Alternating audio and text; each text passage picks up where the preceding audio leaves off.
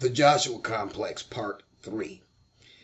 The second mistake Joshua made was that he made partnership with people that he was told not to. Now, we have to remember, multiple centuries of being told the same thing. Multiple years of being at the right hand of Moses, understanding how warfare was conducted, exactly what was done. Joshua knew this, that he was to take no prisoners and make no partnerships, but he did it anyway.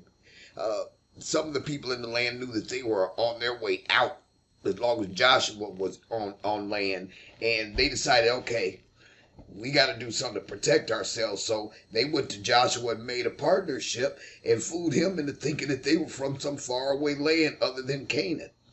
Based on that, Joshua agreed and went into covenant with these people, agreeing not to destroy them. Well, 3 days later, he finds out that he just made a huge mistake. And then his damage control is, okay, well, you have to live among us because I agreed to that, but you're going to carry water and wood or whatever. Bottom line was that it wasn't long before he had to go into battle to protect the very people he said he wouldn't harm. The people he was told for centuries that he was supposed to take no prisoners. And because everybody else in the land either jealous or didn't want them to hook up with Joshua, that we're going to kill these Gibeonites. We cannot have this. And so Joshua wound up going into battle to protect these people. Of course, he won. But the truth of the matter was that was not on the war menu. Give me a break. They weren't supposed to go in there and have to fight that battle to protect people they were supposed to destroy. Long story short, that was the short-term consequences. Long-term consequences occurred some 400 years later. We don't have it Joshua anymore. He's gone. Now there's King Saul, and he killed off a bunch of Gibeonites because they must have gotten on his nerves or something. And he totally ignoring the covenant. Now, whether he forgot the covenant, nobody told him the covenant was made with the Gibeonites, whatever. I'm sure he thought he was doing the right thing because, hey, it's in the book. Been here for centuries. It's all right for me to take these yahoos out there on my nerve. Took them out. Then we got 3 years of famine behind him taking them out. Well, sometime later, don't know how long it was, but Saul is dead. David is now king. And he's saying, look, Commander-in-Chief, what's up with this famine? We're starving out here. And the Commander-in-Chief told him, look, Saul did the goofy by killing those Gibeonites. Now, you know Joshua said we weren't supposed to touch those people. So now you got a famine because there's a curse on y'all because you all did that. And so what he did was he went to the Gibeonite king and asked him, look, what do you want? What do you want? We got to make this right. We're starving out over here. Guy said, give me 7 of Saul's descendants.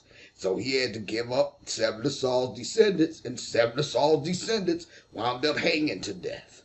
They didn't have anything to do with Joshua doing the goofy and doing the opposite of what he was told, but innocent blood was shed. Now, I'm not saying that any of us are going to go out as leaders and make a decision tomorrow is going to take out a bunch of people. God forbid that we should be in that position. Okay? But what I'm saying is that the decisions we make and how we handle the business have generational repercussions for our employees and for us. But we'll talk about that more in the next of the series. Right now, also, I want you to know from the story, we have to watch who we're partnering with.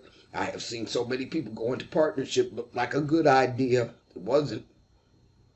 You have to look at more than what people are bringing to the table. Okay?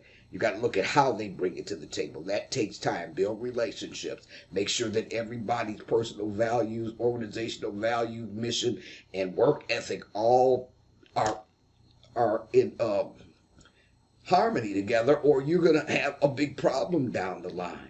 Well, that's part 3 of the Joshua Complex. Join me next week for part 4, in which we'll get into the down and dirty about how we leaders can make sure that we're not doing the goofy, as I call it, as Joshua did. I'm Dr. Linda F. Williams.